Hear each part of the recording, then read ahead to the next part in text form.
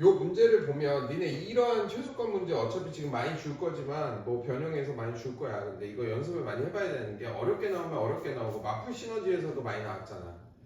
간단한 건 너무 간단한데 이렇게 도형으로 2개짜리라던가 예를 들어서 또 삼각형도 나오지. 삼각형 둘레의 최소를 구하시오 이런 게 나오잖아. 그래서 이런 것들은 특징이 있는 게 뭐냐면 그 동점과 정점이 있어. 항상 보면. 그러면 동점이 중요할까? 아니, 동점이 뭔지 알지? 움직이는 점이란 얘기야. 정점이 중요할까? 정점은 중요하지 않아. 왜냐면 정점은 왜 안 중요하냐면 너랑 좀 의미가 다른 것 같아. 네가 생각하는 의미랑. 정점은 이미 정해져 있는 점이야. 그래서 얘는 최소값을 변화시킬 수 없어. 얘네들은. 맞지? 근데 동점의 움직임에 따라서 전체 최소가 정해지고 최대가 정해지는 거야. 그지? 그래서 대부분의 문제는 다 최소가 나오겠지. 왜냐면 최대는 끝도 없잖아. 그지? 만약에 최대가 나오려면 뭐 삼각형 결정 조건 이런 데서 나오겠지. 그지? 그래서 최소가 나온다는 건 동점이 하는 역할이 굉장히 큰데 그렇기 때문에 이 문제에서 제일 잘 봐야 되는 건 동점에 제한선이 있어.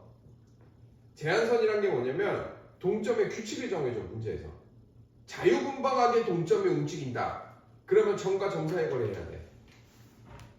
동점이 그냥 어디 있는지 몰라. 아무 조건도 없어. 그러면 점과 점 사이의 거리에서 최대 최소를 구해야 되는 거야. 그거는. 근데 동점이 무조건 그래서 대부분 제한 조건이 있어. 어디에 위치해 있어야 된다. 어디까지 해야 된다. 이런 것들이 정해져.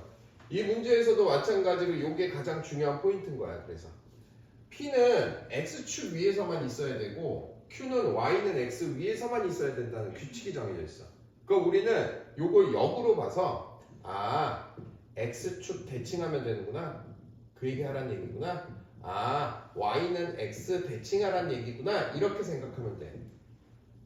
이해가니? 그래서 자 우선 P라는 애에서 AP랑 연결되어 있잖아. AQ가 연결되어 있는 게 아니지. 만약에 예를 들어서 AQ랑 연결이 돼 있다면 얘를 Y는 X 대칭을 해야 돼.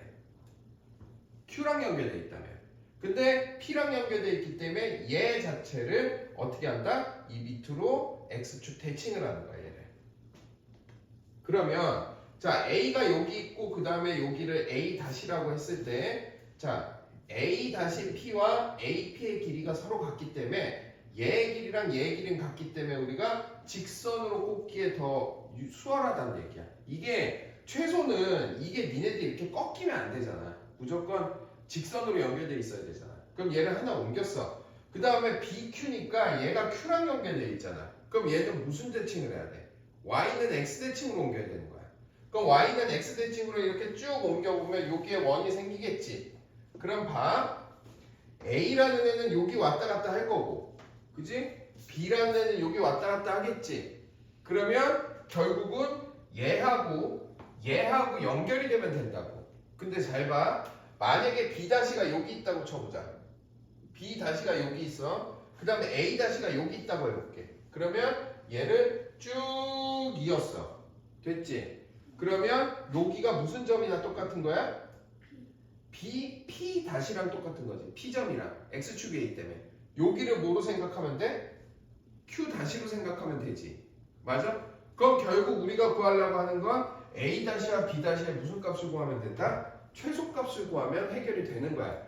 근데 이 상태에서 최소값이 되진 않지. 우리가 최소값 구할 때 어떻게 한다고? 이 중심부터 이 중심까지의 거리를 구한 다음에 이쪽 반지름 빼고 이쪽 반지름 빼면 최소가 나오지. 그래서 얘에 대한 최소는 얘 중심의 좌표. 얘를 X축 대칭했으니까 몇 콤마 몇이야? 8, 마이너스 2가 되고 여기는 Y는 X 대칭했으니까 여기가 얼마였니? 점의 좌표가 3, 마이너스 4야? 그럼 얘는 마이너스 4,3을 해서 이 점과 이 점 사이의 거리를 구한 다음에 반지름 얘 빼고 얘 빼면 이 값의 최소값이 나오겠지. 알겠어? 그렇게 구하면 돼. 자, 끄자.